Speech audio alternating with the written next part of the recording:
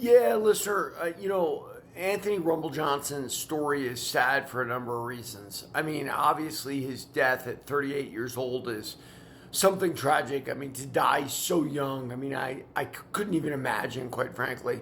But, a lot of stars like that, they die early in their 20s and whatnot, but it's usually from drug use. Did Anthony Johnson die from drug use? I know he had some type of form of non Hodgkin's lymphoma and some other disease having to do with the lymph nodes. I think that took him down eventually, and it's very sad. I mean, you look at his career.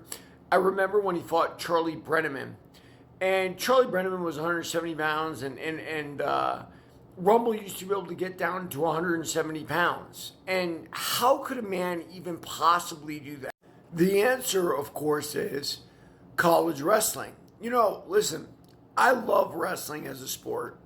I've been wrestling since the first grade because back east where I grew up, it was very popular and they wanted to introduce us to everything. And my favorite time of the year when I was a little kid was when wrestling season would come around. Now, keep in mind, wrestling season only lasted like 2 weeks in the first grade, but there was a tournament by weight classes and you wrestled the other guys in your class.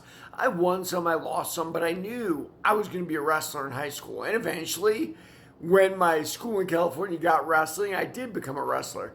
But cutting weight is a big part of wrestling. And I understand it, I get it, but there's something about wrestling that's very different than MMA. You are not getting hit in the head.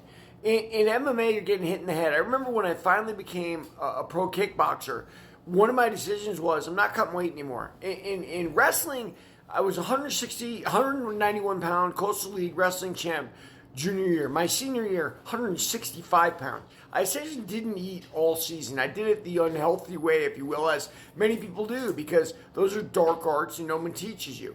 When I started full contact fighting, I decided I'm not doing that. I will not put myself in that kind of danger again.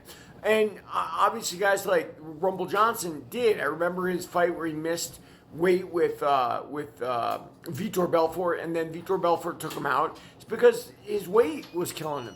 Then I remember he went up to heavyweight against Andrei Arlovsky in World Series of Fighting and won.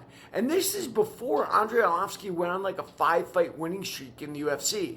So it goes to show you that Rumble Johnson didn't need to be a welterweight to win fights, right? That was something that came over from wrestling. He was effective at heavyweight and light heavyweight and everything in between. I'll tell you something else. That senior year of wrestling that I cut, I beat the 175-pound champion. I beat the 191-pound champion. I beat everybody but the heavyweight champion. But my coaches told me to win league, I had to cut.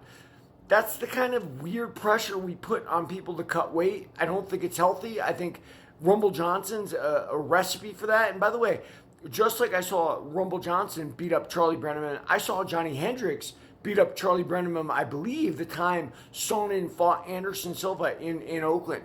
And that's an example of not only weight cutting, but steroid abuse as well. Sad parts of the sport. Read my book, Warrior of the Light.